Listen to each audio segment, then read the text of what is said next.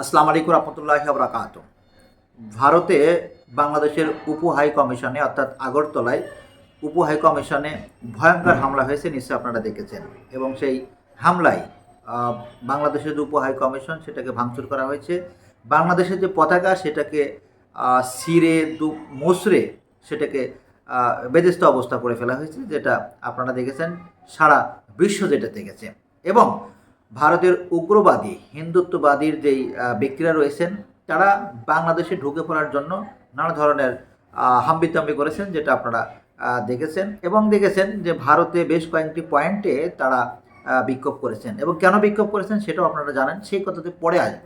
তবে প্রথমে আপনাদেরকে যেটা বলছি যে অলরেডি বাংলাদেশের বিপ্লবী ছাত্র জনতার যারা এখন ছাত্রদের যারা প্রতিনিধিত্ব করছেন, অর্থাৎ হাসনাত আবদুল্লাহ, তারা রাসু ভাস্কর্যে অলরেডি 8টার সময় একটি প্রোগ্রাম দিয়েছে, যেখানে আগরতলার এই উপ হাই কমিশনে হামলার প্রতিবাদে একটি বিক্ষোভের ডাক দিয়েছেন।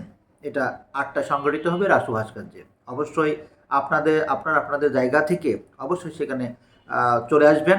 এই দেশের জন্য, দেশের মানুষের জন্য, আগামীর বাংলাদেশের জন্য এটা অবশ্যই অত্যন্ত আপনার প্রয়োজনীয়, দরকারি। এবং অবশ্যই আমরা ভারতের কাছে কোনোভাবেই মাথা নত করে গোলামের মতো আর আমরা থাকতে চাই না। তাদের তাদের যে কোনো বিষয়ে আমরা প্রতিবাদ করতে চাই আমাদের হৃদয় থেকে, হৃদয়ের অন্তঃস্থল থেকে। অলরেডি আপনারা জেনেছেন যে চট্টগ্রামেও আপনার একটি বিক্ষোভ প্রতিবাদ সমাবেশ হচ্ছে, যেটা অলরেডি চলছে। 7টার সময় যেটা হওয়ার কথা ছিল। দেখুন, এই ঘটনাটা কেন ঘটছে নিশ্চয়ই আপনারা বিভিন্ন পত্রপত্রিকার মাধ্যমে জানতে পেরেছেন। দেখুন, আমাদের বাংলাদেশে এই বিপ্লব সংগঠিত হওয়ার পর থেকেই এই বাংলাদেশের যেই স্বৈরাচার সরকার ছিল তারা কিন্তু পালিয়ে গিয়েছেন ভারতে, সেটা আমরা সবাই জানি। অর্থাৎ বাংলাদেশের পতিত ফ্যাসিস্ট সরকার এবং সরকারের যে সমস্ত দোসররা ছিল তাদেরকে স্থান দিয়েছেন এই ভারত।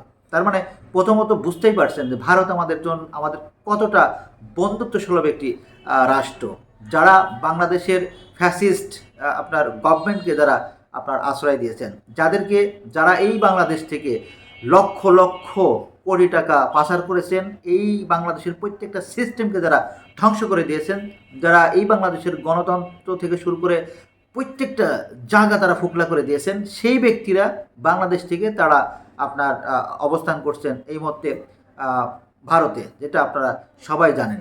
কোথাও তারা জায়গা না পেয়ে আজকে তারা ভারতে গিয়ে অবস্থান করছেন এবং নানা ধরনের কর্মকাণ্ড ঘটাচ্ছেন এই বাংলাদেশের। অন্যদিকে দেখেন যে এই বাংলাদেশকে নিয়ে অনবরত ভুয়া অসত্য তথ্য ছড়িয়ে বেড়াচ্ছেন এই ভারত।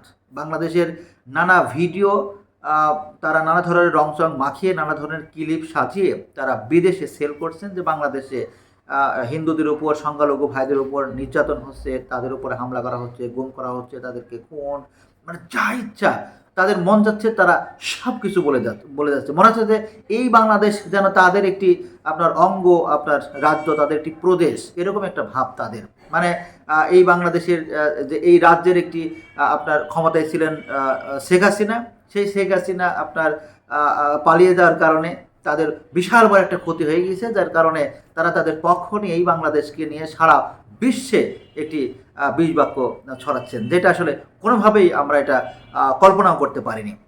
তাদের দরকার ছিল বাংলাদেশের জনগণের পক্ষে তাদের দাঁড়ানো, অথচ তারা পুরোটা তাদের উল্টো করছেন, যেটা আমরা কোনোভাবেই মানতে পারি না।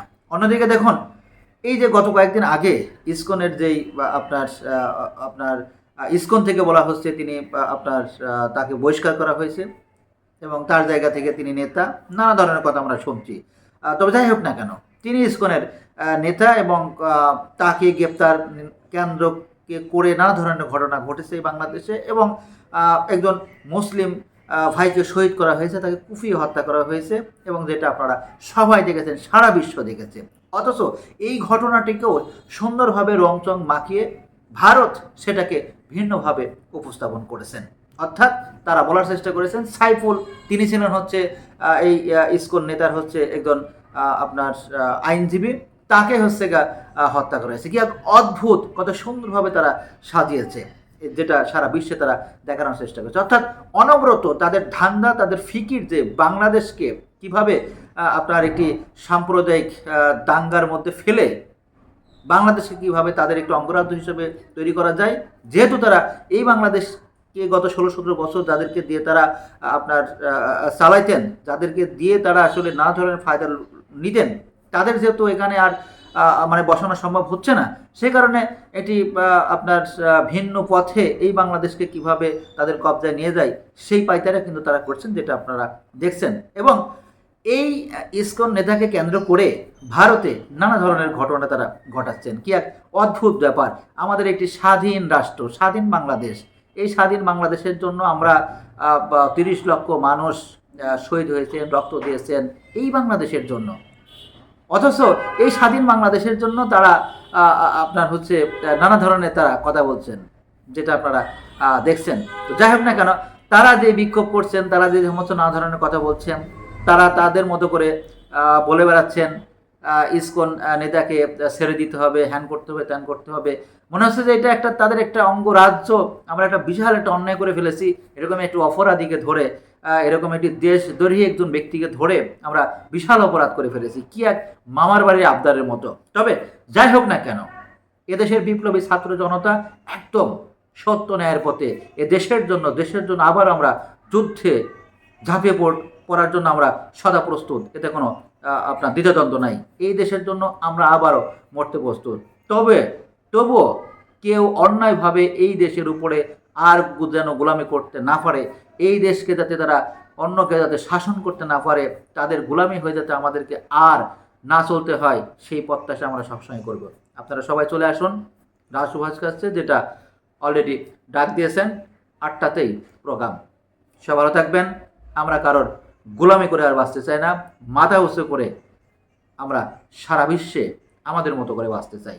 সবাই ভালো থাকবেন। আসসালামু আলাইকুম।